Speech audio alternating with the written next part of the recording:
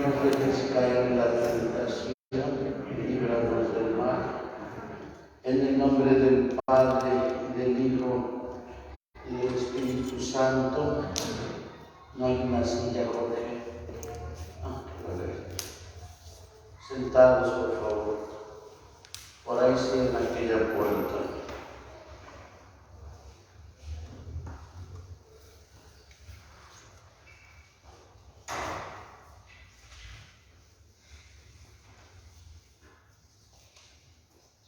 Les había comentado el día de ayer sobre la liturgia del viernes. Les había dicho que por una antiquísima tradición, como no hay sacrificio, entonces desde el jueves no hay bendición. Ven que el día jueves no se da la bendición, ni se tocan los instrumentos después de Gloria.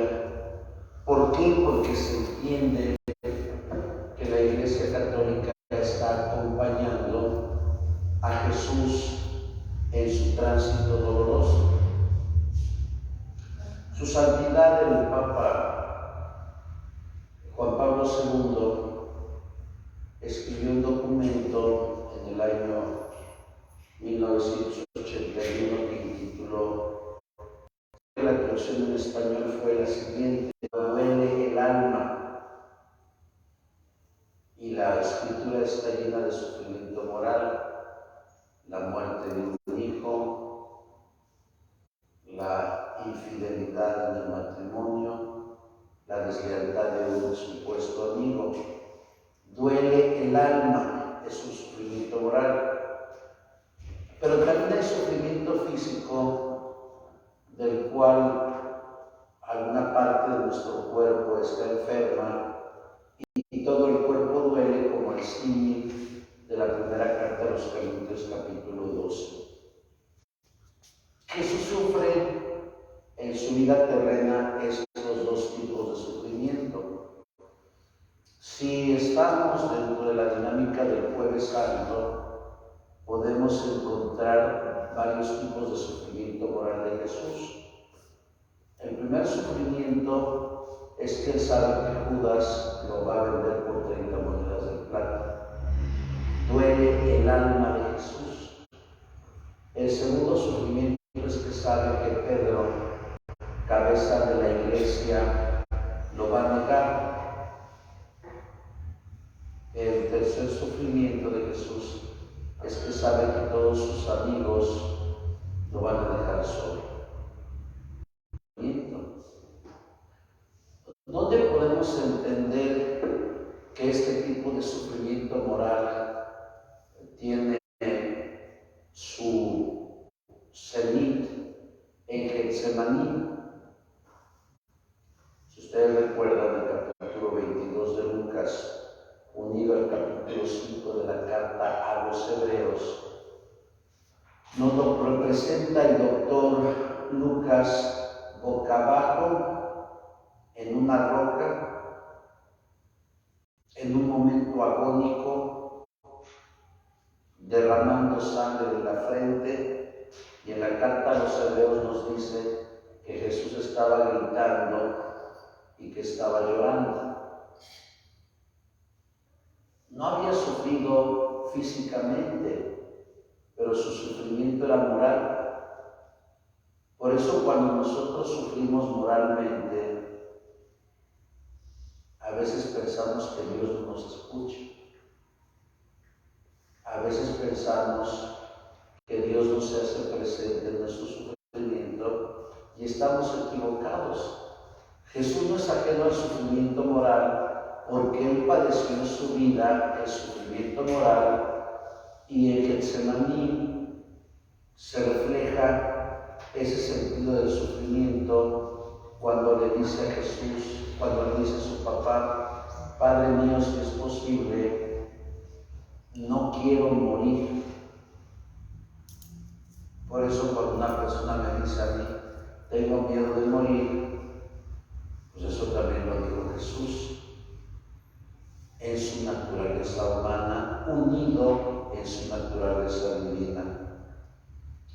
no es ajeno al sufrimiento, porque Él mismo padeció el sufrimiento. Si nosotros pudiéramos meditar sobre Getsemaní y también encontrar nosotros algún día Getsemaní, porque cuántos de nosotros no le hemos dicho a Jesús en la oración: Padre mío, si es posible que pase de mí este sufrimiento. Pero como yo lo digo en los hospitales, que no se haga lo que yo quiera, sino que se haga lo que tú quieras. Yo recuerdo cuando celebraban el ISSSTE, no me han permitido celebrar todavía. Celebré desde el 99 hasta el 2020. Me ponían muchas peticiones sobre la salud. Y yo les decía, más que pedir por la salud de fulano o sutano, vamos a pedir para que haga la voluntad de Dios. Porque si la voluntad de Dios es que el enfermo quede clavado en la cruz, el enfermo va a quedar clavado en la cruz.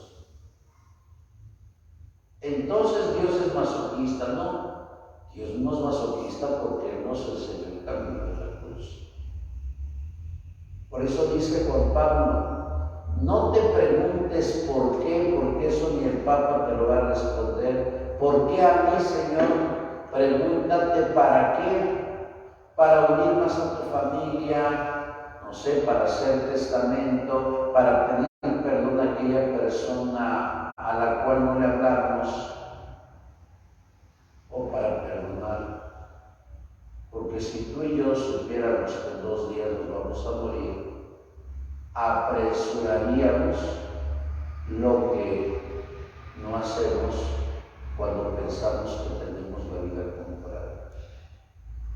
Si la voluntad de Dios es que el enfermo sane, el enfermo va a sanar aunque esté en el Hospital Ángeles del Pedregal o en Houston, o el que esté en el Hospital del Sur. Si la voluntad de Dios es que el enfermo sane, va a sanar. Pero si la voluntad de Dios es que el enfermo se vaya con Él, por más que se hagan 100 misas, por más que concelebre el Papa, es porque Dios se lo quiere llevar. A Dios no lo podemos manipular con ritos o con límites. Simple y llanamente tenemos que decir, de lo que aprendimos desde que éramos pequeños: hágase tu voluntad. Entonces, eso es la primera consideración. El jueves, unirnos al sufrimiento moral de Jesús. La segunda consideración, el sufrimiento físico. ¿Cuándo Jesús empieza a padecer? Si nuestro Señor Jesucristo tuvo que haber salido del cenáculo a las 6:30, 7 de la noche, entonces empieza su sufrimiento físico cuando una turba enardecida, encabezada por Judas Iscariote, le da un beso y con un beso traiciona al Maestro. ¿Cuántos besos damos en el mundo llenos de traición, o tal vez llenos de ambición o de venganza? Qué horribles besos son esos, ¿no? Con un beso entregas al Maestro, dice Jesús. Y ahí empieza el escarnio físico de Jesús, porque lo cazaron como si fuera un ladrón, con palos y con piedras. Llega el momento en que va con Caifás y después con Anás. De ahí la visita de las 7 casas, luego otra vez con Caifás, luego con Poncio Pilato, y luego con Herodes, y luego otra vez con Poncio Pilato. Bueno, pero aquí empieza el sufrimiento físico de Jesús, porque el sumo sacerdote le pide en nombre de Dios Padre que si eres el Mesías, el Hijo de Dios vivo. ¿Cuál es la respuesta de Jesús? Tú lo has dicho, y verás a los ángeles del cielo subir y bajar sobre el Hijo del Hombre. En aquel momento, como lo podemos ver en el relato de Lucas capítulo 22 y Mateo capítulo 27, el sumo sacerdote Caifás se rasga las vestiduras. Recuerden que en la mentalidad judía, cuando tú te rasgabas las vestiduras, es porque estabas rompiendo con la blasfemia. Si Jesús se declaraba Mesías, entonces perdía todos sus derechos. Claro, en aquel tiempo no eran derechos. ¿Qué es lo que hicieron con Jesús? Empezaron a golpearlo, a escupirlo, porque un condenado a muerte podía recibir toda clase de improperios. Nos dice el relato que lo llevaron a la casa de Poncio Pilato. No, Pilato no tenía casa ahí, Pilato vivía en Cesarea de Filipo. Pero, según Joaquín Jeremías en su libro, Jerusalén en tiempos de Jesús, que ojalá lo lean, si quieren comprender un poquito más el mundo del Nuevo Testamento, lean Jerusalén en tiempos de Jesús, de Joaquín Jeremías. Lo pueden encontrar en PDF, porque el libro está como 1,300 y 400 pesos. En PDF ustedes lo sacan en copias, son 650 copias. Se lee en una sentada ese libro. Bueno, Jerusalén en tiempos de Jesús, de Joaquín Jeremías. Entonces Joaquín Jeremías dice que cuando venía el procurador, porque los judíos eran como, bueno, perdón lo que voy a decir, los judíos eran muy revoltosos, es como la zarzuela, la revoltosa, pero los judíos eran muy revoltosos. Entonces el procurador tenía que ir de Cesarea de Filipo con su corte a Jerusalén en las 3 fiestas importantes: la Pascua, los tabernáculos y el Yom Kippur, a guardar orden. Y él se alojaba en la Torre Antonia. Ahí estaba el pretorio y el enclosado. Hagan de cuenta que el templo estaba aquí, la casa de Anás acá y el pretorio estaba acá, estaban cerca. Hay un libro que ojalá también puedan leer, también de Joaquín Jeremías, que se llama La Pasión de Jesús, o El Juicio de Cristo, de Orihuela, aquel constitucionalista mexicano que fumaba mucho cuando lo entrevistaba a Jacobo. No me acuerdo su nombre. Burgoa Orihuela. Bueno. Dice Burgoa Orihuela y dice Joaquín Jeremías que el juicio de Jesús estuvo amañado por 2 cuestiones. El primero, porque todos los juicios judíos tenían que ser en la mañana, y el juicio de Jesús fue en la tarde-noche. Se supone que el juicio de Jesús fue después de las 9:10 de la noche. Y segundo, si el Sanedrín no estaba completo, no se podía juzgar a nadie, y se considera que el Sanedrín no estaba completo. Se podía juzgar por la mitad, pero en la mañana, es decir, 35 más 1. Pero como era en la noche, se piensa que se apresuró el juicio porque al día siguiente iba a ser Pascua. Los que lean teología, recuerden que Mateo, Marcos y Lucas pintan la escena en la Pascua, y en cambio Juan dice que la cena fue un día antes. ¿Cuál es la ruta histórica verdadera? La de Juan. ¿Por qué la de Juan? Porque si hubiera sido Pascua, los judíos nunca hubieran ido al pretorio y menos hubieran acompañado a una persona al suplicio. No lo hubieran hecho, porque recuerden que los judíos supeditados por la ley de pureza ritual. Bueno, empieza el suplicio de Jesús. No sabemos si el juicio fue a las 9, 10, 11 de la noche. No sabemos que a Jesús lo encarcelaron 2, 3 horas. Por eso la imagen del divino preso. Pero lo que sí es cierto es que tuvieron que llevarlo con Poncio Pilato temprano. Sería rarísimo que hubiera llevado a Jesús en la madrugada. ¿Por qué? Porque Poncio Pilato no los hubiera decidido. ¿Por qué Poncio Pilato le tenía miedo a los judíos? Y ahí puede volver al dato de Joaquín Jeremías. Poncio Pilato fue procurador del año 26 al 36, cuando Tiberio vivía en Roma. Y los sumos sacerdotes, Anás y Caifás, que eran suegro y yerno, cosa rara, porque luego los yernos no se llevan con los suegros. Aquí el yerno se va bien con el suegro. Habían acusado a Poncio Pilato en 2 ocasiones ante Tiberio, y Tiberio les había dado la razón a Anás y Caifás. Por eso Pilato les tenía miedo a Anás y Caifás, porque eran muy revoltosos. Hagan de cuenta que era como Atocha campesina, un grupo de choque, ¿no? Bueno,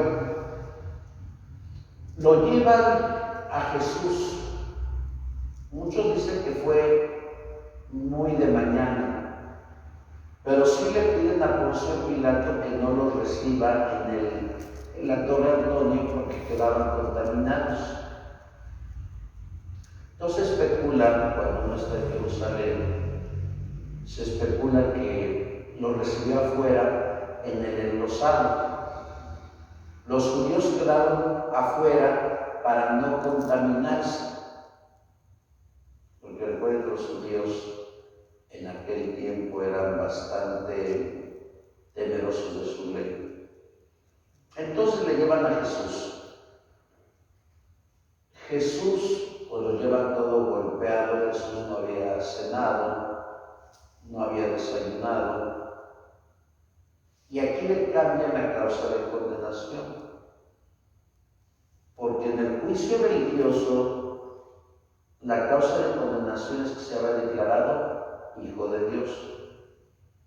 Pero Anás y Caifás sabían que si iban con Poncio Pilato a decirle, él se ha declarado hijo de Dios, Pilato los hubiera mandado muy lejos. Entonces ahí cambia la causa de condenación. ¿Cuál es la causa de condenación? Que él se ha declarado rey de los judíos. Esa sí era causa de condenación, porque el único rey era el César. Bueno, ven que está interrogándolo, como lo pueden leer en el capítulo 19 de Mateo. Después algo que es de Galilea, porque Jesús había vivido en Nazaret, pero había nacido en Belén, que pertenece a Judea.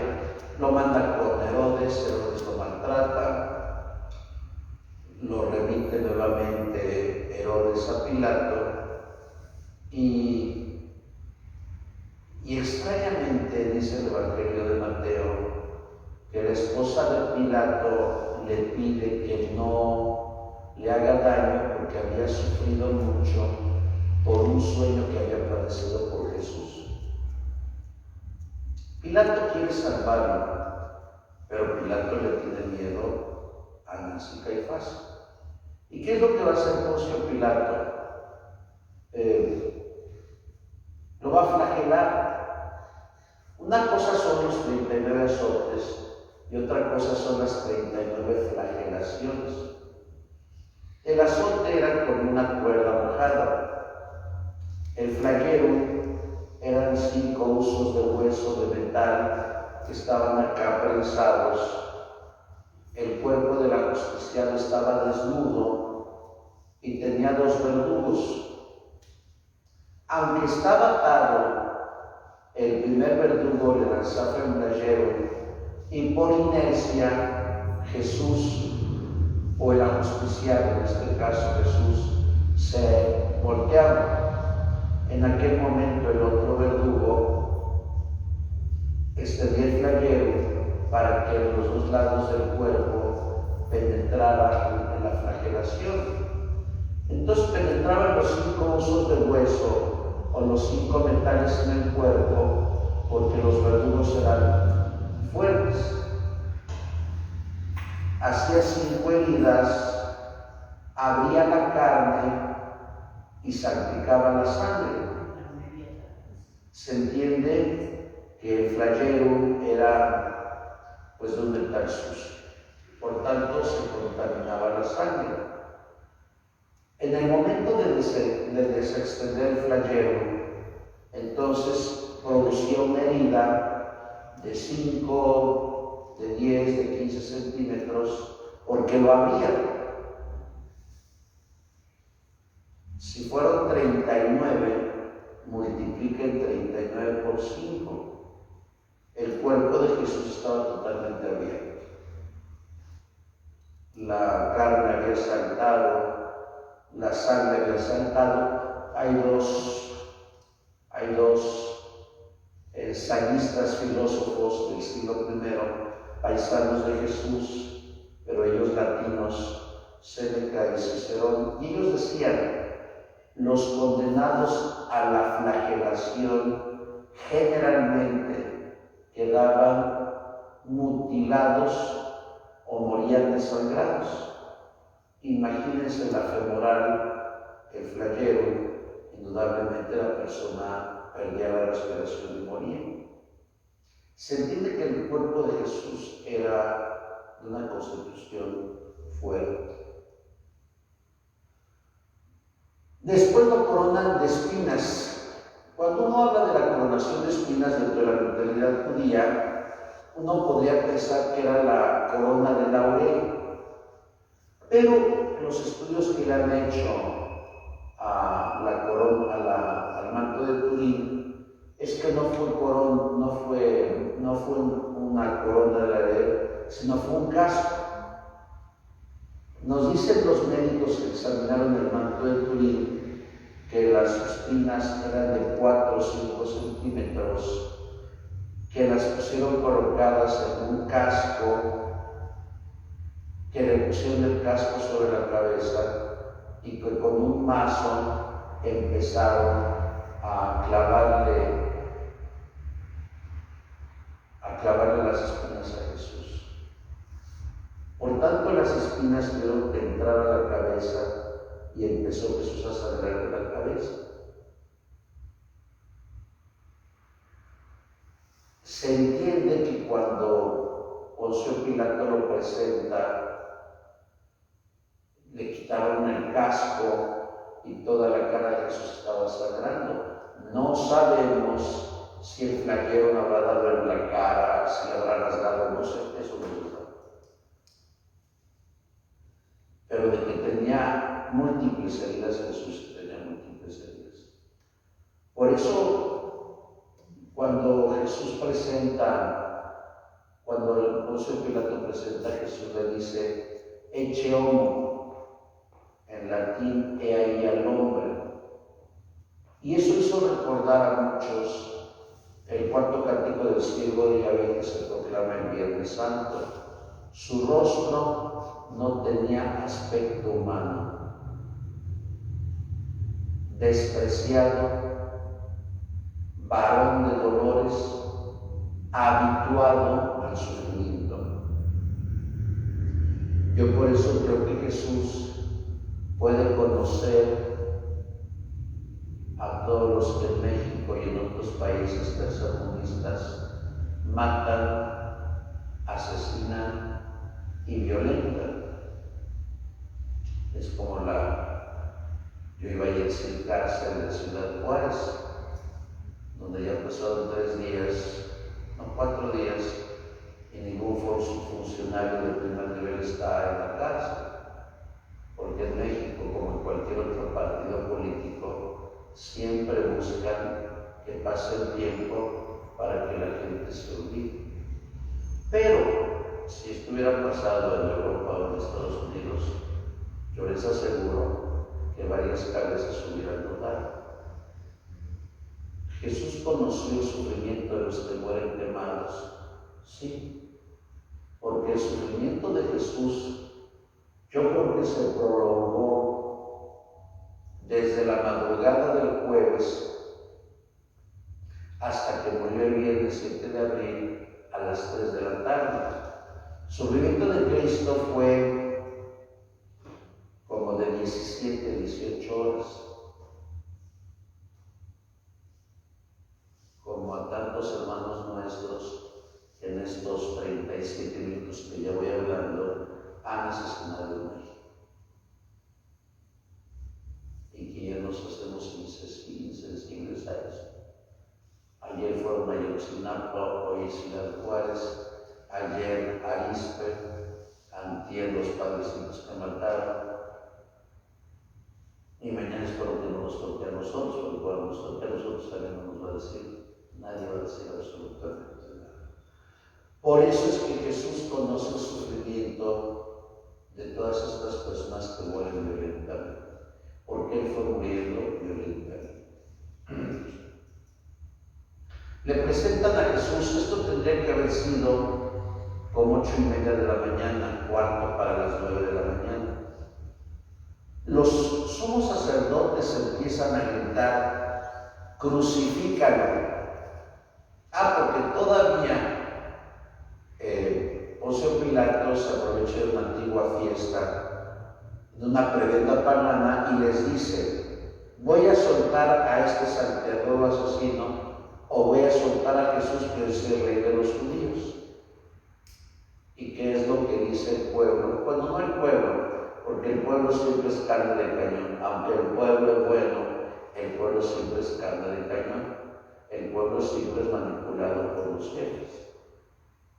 Tristemente en cualquier lugar. Bueno, entonces, tanto Anás como Caifás le dicen a Poncio Pilato, si tú lo sueltas, no eres amigo del César, porque él se ha declarado rey. Entonces, Poncio Pilato empezó a sufrir y a decir, voy a perder mi puesto, estos sujetos me van a acusar, y como este se declara rey de los judíos, entonces la actitud de Poncio Pilato es una actitud de cobardía. Como tantos jueces en México y ministerios públicos y ministros de la corte se dejan maiciar o vender o se prostituyen. Porque diría Agustín Lara, si tú te vendes, ¿quién pudiera comprarte? Claro, se puede comprar a una chica que se prostituye en la zona rosa o a un chico que se prostituye en la zona rosa, pero también los jueces y los magistrados tienen su precio. Claro, no es lo mismo una chica de la zona rosa que un juez. Tal vez habría que pagarle más. ¿Y qué torpeza hace Poncio Pilato? Pide una jícara y se lava las manos. Y dice, porque es una torpeza lo que hace Poncio Pilato, si él era el procurador es el que procura la justicia, él tendría que haberlo soltado. Pero en un acto de incapacidad, él lo que hace es matar. Me lavo las manos porque no soy responsable de la sangre de este inocente, pues si era responsable porque él lo entregó a la tumba enardecida. Como hoy se entrega a la tumba enardecida, porque esto es consecuencia de la incapacidad de las políticas públicas para gobernar.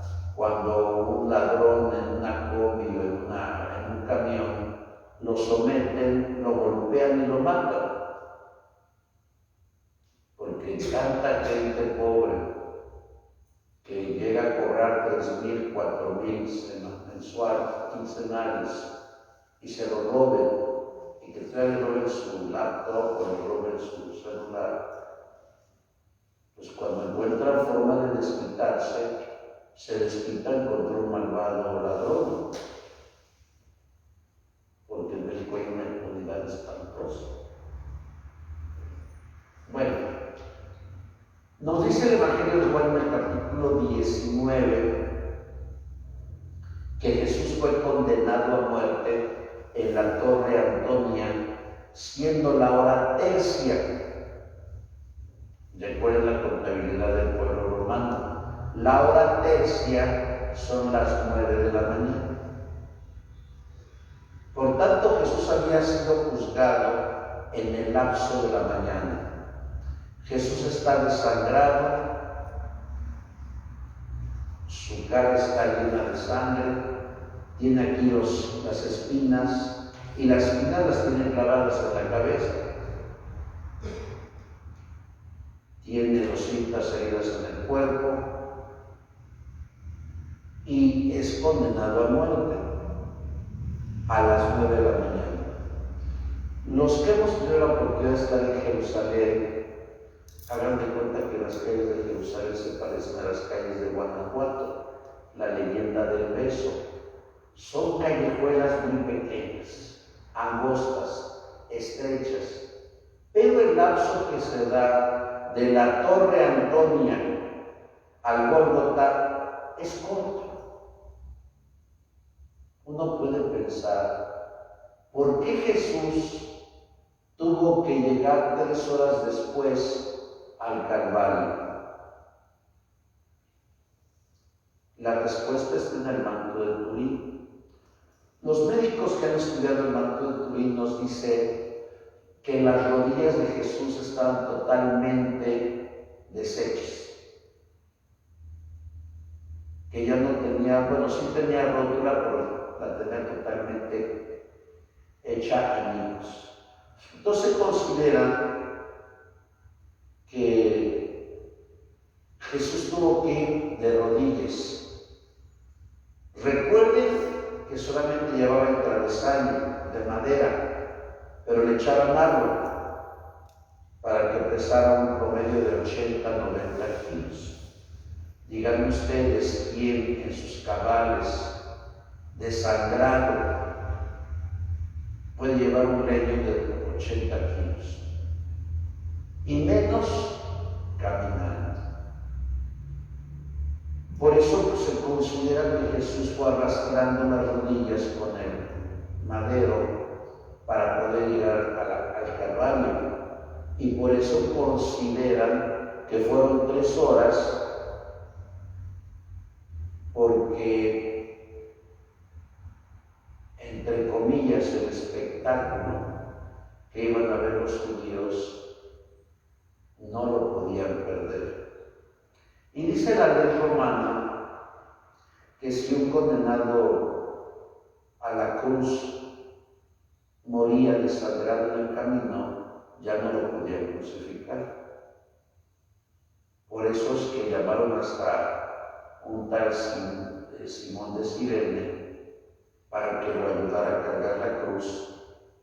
Pero no lo hicieron por compasión, lo hicieron para que no se les muriera y para que lo pudieran crucificar. Bueno, nos dice el Evangelio de Juan, capítulo 19, que Jesús llegó a la hora no sexta, es decir, llegó a las 12 del día. Lo desnudaron. Yo no creo, y perdón por lo que voy a decir, no estoy en contra de la Escritura, pero es por pura lógica. Si tú tienes una herida abierta y te pones ropa y la expones al sol durante 3 horas, porque Jesús murió en primavera. De hecho, este año se va a cumplir 1993 años de que fue crucificado, porque murió un viernes 7 de abril. Y este viernes 7 de abril, bueno, el próximo viernes se cumple en 1993 años de su muerte. Bueno, cuando tú tienes una herida, si te pones una ropa, la ropa se te pega a la herida. Por pura lógica. si todavía está el sol, se te puede hacer cosa. Yo no creo, pues ni los soldados no eran damas de la caridad, ni damas voluntarias, ¿no? Hay creo que quitarle con fuerza la vestidura de Cristo, y yo creo que la vestidura de Cristo se rasgó por la propia naturaleza del cuerpo de Jesús. Y lo dejaron desnudo porque se consideraba que la peor vergüenza de un ajusticiado muerto es que estuviera desnudo. Ahí lo clavaron. Según el manto de Turín, los clavos eran de 10 centímetros. Jesús estaba totalmente exhausto. Lo clavan de manos y pies y se entiende que Jesús gritó. Y ahí estuvo suspendido en la cruz durante 3 horas. Porque nos dice el relato de Juan que lo último que dijo fue: Padre, en tus manos encomiendo mi espíritu. Dicho esto, expiró, y nos dice el relato de Juan que era la hora nona, es decir, las 3 de la tarde. Y la coincidencia teológica es extraordinaria, porque a las 3 de la tarde en el templo de Jerusalén estaban cientos de sacerdotes que, siendo las 3 de la tarde en punto, degollaban en serie los corderos que tendrían que ser comidos en la tarde de la Pascua. Recuerden ustedes que la datación del día y de la tarde en Jerusalén es las vísperas. Si ahorita son 14 para las 7, a las 7 se consideraba para el pueblo judío otro día. Entonces a las 3 de la tarde se degollaban los corderos, y Jesús murió precisamente como Cordero Inmaculado a las 3 de la tarde, porque viene a sustituir la antigua economía de salvación por una nueva economía de salvación. Y aquí podemos completar lo que dice el Papa Juan Pablo. Sufrimiento moral lo padeció Jesús, pero también un sufrimiento físico espantoso. Por eso es que Jesús puede comprender a nuestros seres queridos que han muerto, o los que murieron en la casa con las atenciones y el cariño de sus seres queridos, o los que murieron en el hospital, los que son asesinados, los que son violentados. También conoce Jesús ese sufrimiento por la muerte ignominiosa que él padeció. Por tanto, queridos hermanos, ante esta brevísima reflexión que he hecho de lo que celebraremos de jueves a viernes, no litúrgicamente, pero sí vivencialmente, por favor, cuando suframos, primero no le echemos la culpa a Dios. Segundo, no digamos que Dios se olvida de nosotros. Tercero, no digamos que Dios no nos quiere. Si contemplamos todo lo que sufrió Jesús, pues yo creo que nuestro sufrimiento es pequeño comparado con el sufrimiento que padeció Jesús. Por eso no hay sacrificio, por eso no hay misa, porque el sacrificio ha muerto. Por eso no hay misa. No hay bendición el jueves. No se tocan instrumentos después de gloria, salvo la matraca. No hay misa el viernes. Habrá misa hasta la víspera del sábado, después de las 6, 7 de la noche, porque Cristo ha resucitado de entre los muertos. La piedad popular en nuestra patria conmemora el día jueves la visita de las 7 casas, donde los fieles admiraban los monumentos que se ponían aquí en Puebla. Cuando ustedes eran pequeños, al igual que yo, pues íbamos a Santo Domingo, a la Santísima, a la Catedral, a la Concordia, a la Compañía, y admirábamos esos enormes tabernáculos. Y los papás nos llevaban a 7 casas, recordando el Vía Crucis de Jesús antes de padecer. Eso es piedad. La otra parte de la piedad es lavarse los pies a 12 personas. Luego hay padrecitos que están medio recuaces, que llevan 40, 50 cubetas y le dicen a la gente: ahora ustedes lávense los pies. Eso es show.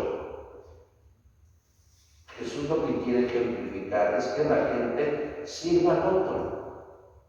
No lavándole los pies, no, sirviéndole en otras cosas. Eso por eso el arzobispo de hace muchos años aquí en Puebla no lo hace dentro de la misa, lo hace a las 12 del día en catedral y la misa la hace en la tarde. ¿Por qué? Porque el lavado de pies no es litúrgico. ¿Y qué otra cosa no es litúrgica sino de piedad popular al día siguiente, el Vía Crucis? Ya se ha agregado la coronilla, pero más bien la piedad es el Vía Crucis. Ahora, ¿qué celebramos los viernes? Y con eso concluyo en 10 minutos. No se le llama misa, se le llama oficios. No hay canto de entrada, no hay acto penitencial.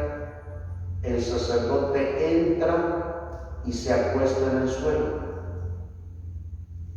como nos acostamos cuando nos ordenamos, y los fieles se arrodillan. ¿Por qué el sacerdote se acuesta en el suelo? Recordando su renuncia al mundo, pero también recordando lo que Jesús padeció. Porque lo que hemos olvidado es que el que padece es verdadero Dios y verdadero hombre. Entonces el Padre puede estar en el suelo 2, 3, 4, 5 minutos. Dichosos los delgados porque se levantan solos. Los gordos no, porque necesitamos que alguien nos ayude si nos quedamos ahí tirados todo el tiempo. Se da la oración colecta sin decir oremos. No puede decir oremos porque el sacrificio está muerto. Viene la liturgia de la palabra, la primera lectura, Isaías capítulo 52, capítulo 53, que es el 4.º cántico del siervo de Yahvé. Si ustedes vieron la película Jesús de Nazaret de Franco Sefirelli, recordarán cuando Jesucristo está crucificado y lo ve de lejos el maestro Nicodemo, y el maestro Nicodemo recita el 4.º cántico del siervo de Yahvé. Este cántico fue escrito por el segundo Isaías en el siglo VII antes de Cristo. Y yo creo que la clave de interpretación es el versículo 7 del capítulo 53. Tiene la palabra en hebreo tanya, y tanya significa siervo, cordero o esclavo. Como cordero fue llevado al matadero, humillado,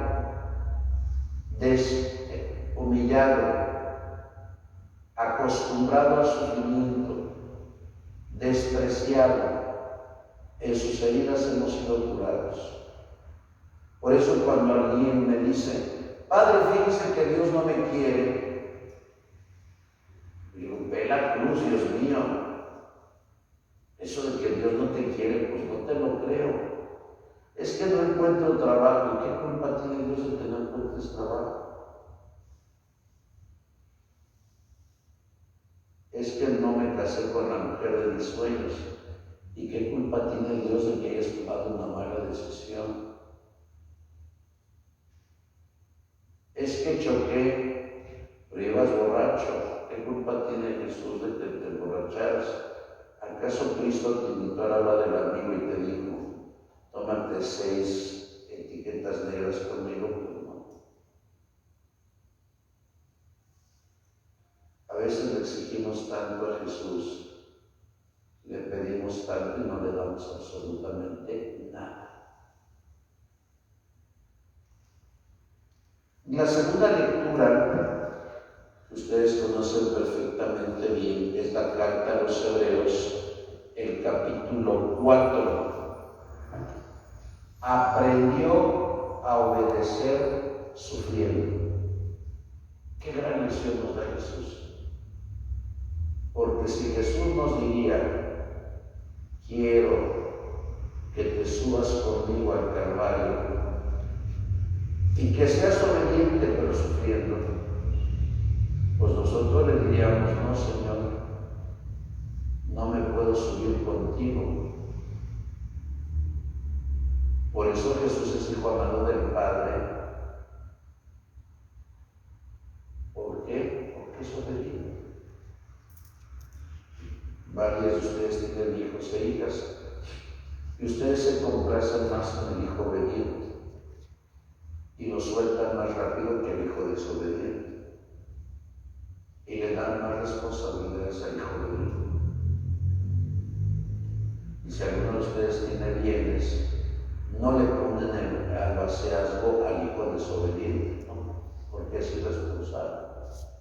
Jesús es hijo obediente del Padre porque le ha dicho a Dios, Padre, aquí estoy para hacer tu voluntad. Y en eso consiste la santidad, como lo dice el padre dominico, ¿cómo se llama? Teología de la Perfección Cristiana, ya se me olvidó. Después del COVID ya nada es igual. Roya Marín, ¿qué es lo que dice? ¿Qué es la santidad? Hacer la voluntad de Dios. ¿Qué es la santidad? Hacer bien lo que nos corresponde hacer. Y ni siquiera eso hacemos bien. Recuerden que el ornamento es el rojo e invariablemente cada año se lee el Evangelio de Juan, la pasión de Juan, todo el capítulo 18 y todo el capítulo 19, que de hecho es lo que he narrado anteriormente. Terminado este momento, el Padre hace una brevísima homilía, porque si se ha proclamado el Evangelio con toda calma, con puntos, comas, silencios, es mejor que el Padre haga una homilía de 2-3 minutos, que después haya una reflexión de silencio. Después viene la oración de los fieles. Son 10 plegarias desde la Iglesia Universal hasta la Iglesia particular, donde se pide por las necesidades de la Iglesia, por los que no creen en Dios, por los que no creen en Cristo, etc., etc. Eso se llama la liturgia de la palabra. Después viene el momento de la adoración del madero. Luego los hermanos separados que ponen preguntas muy capciosas nos llegan a decir, ¿por qué ustedes adoran el instrumento por el cual fue muerto su maestro? Porque sin la cruz no nos hubiéramos salvado. A ustedes que les gusta tanto el pregón pascual del sábado santo, ¿qué es lo que dice el autor del medievo? Casi es una herejía. Bueno, no herejía, un contrasentido. Feliz la culpa que mereció tal redentor. Yo me pregunto, ¿acaso cuando hemos sido culpables de un pecado estamos felices? No. Pero si por esa culpa vino tal redentor, feliz la culpa que mereció tal redentor. Por eso nosotros besamos la cruz.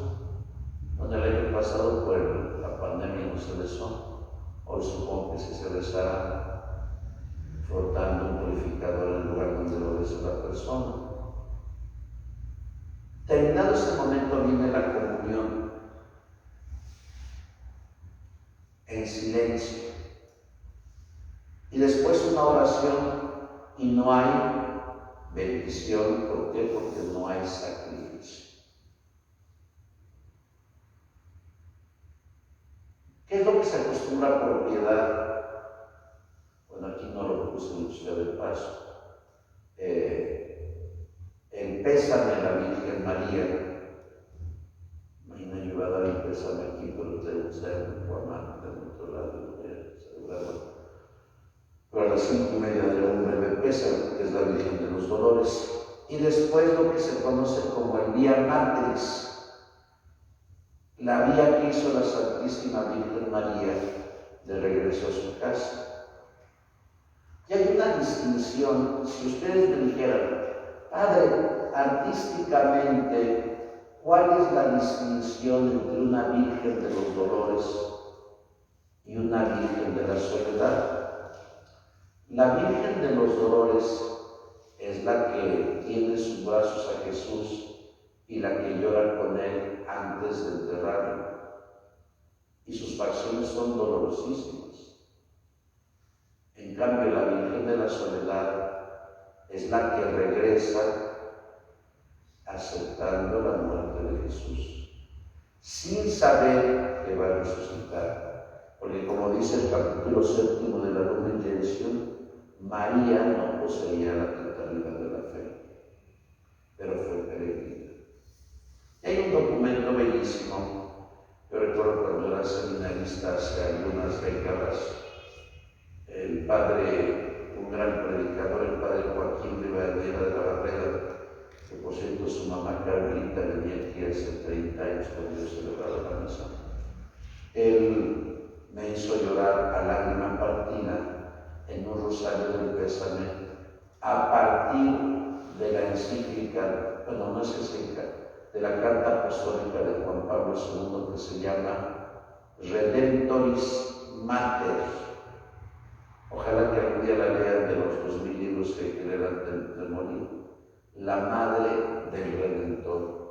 Redemptoris Mater, junto con otra encíclica que envían de algunas damas de aquellas que se ponen el paliacate verde, que se llama Dignitatis Mulieribus, de la dignidad de la mujer, la verdadera dignidad. Esos son actos de piedad popular. Finalmente, cuando yo era chico, soy de Ciudad, no pasamos los 50 años. Yo recuerdo que las estaciones ponían música clásica y los papás no nos permitían ver televisión. Yo recuerdo que teníamos una hermosa televisión de Burgos y las estaciones de música clásica. Hoy la gente se va a bañar, escuchan reggaetón, la banda Maguey y el grupo Mojado. Estos grupos que cantan horrible, Dios mío, deberían de afinar un poquito la voz. Hoy no pensamos que jueves y viernes santo es para meditar la pasión y la muerte de nuestro Señor Jesucristo. Porque el día que entendamos que aquel que muere en la cruz es verdadero Dios y verdadero hombre, ese día caeríamos de enojos para venerar siempre la cruz de nuestro Señor Jesucristo. Así sea. En el nombre del Padre, y del Hijo, y del Espíritu Santo. ¿Alguna pregunta o comentario? ¿Alguna duda?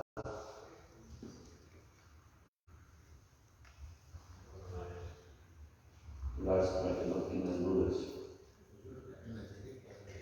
Ayer que fui a Matamoros di clases a bachillerato y a la universidad y me decía el director, te van a preguntar mucho, padre, pero no, la gente no preguntó. Y bueno, entonces mañana después de misa de 5:30 voy a explicar la liturgia de la vigilia pascual y con eso cerramos las prácticas. Como ven, ya puse el horario de Santiago, pusiste el horario, pero no sé por qué lo pusiste pegado. Uno aquí y otro allá. Tendremos las misas de costumbre el día domingo de Ramos, 9, 11, 12, 1, 12, 5:30. Lunes, martes y miércoles misa de 11 y 5:30, y el miércoles santo voy a hacer la misa como cada año para los enfermos. Daré la unción de enfermos a los enfermos por pura lógica, no a los. Y el día jueves el día pasado mañana voy a exponer el Santísimo. Voy a estar confesando desde las 9:30 de la mañana. Pero la gente busca la confesión al final y ya no puedo al final, porque me pidieron confesar en catedral todo el jueves. El viernes estará cerrado el templo hasta las 5:30 de la tarde.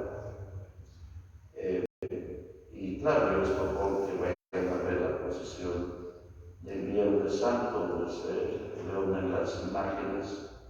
Yo estaré en la HR hablando de la procesión desde las 9 hasta las 3 de la tarde, ahí en la catedral. Y aquí tendremos la misa de la institución Septiembre Domini, el jueves a las 6, los oficios a las 6 el viernes, y la vigilia pascual a las 6 de la tarde. La haré a las 6 de la tarde para que no nos vayamos tan tarde, para que terminemos 7:45 u 8 de la noche. Al día siguiente no habrá misa de 9, porque el año pasado creo que vinieron a solo 2 personas. Entonces habrá misa de 11, 12, 1, 2 y 5:30. Ahí está el horario. Muchas gracias. En pie. En el nombre del Padre, y del Hijo, y del Espíritu Santo. Te damos gracias, Señor, por todos los beneficios que nos has concedido. Tú que vives y reinas por los siglos de los siglos. Amén. Señor, esté con vosotros. Y la bendición de Dios Todopoderoso, Padre, Hijo y Espíritu Santo, descienda sobre ustedes y permanezca para siempre. Amén. Dulce Madre, no te alejes, tu vista de mí no apartes. Ven conmigo a todas partes y nunca se olvides. Ya que no proteges tanto de la madre, haz que nos bendiga el Padre, el Hijo y el Espíritu Santo. Saludas, Tadeo. Que pasen buenas noches.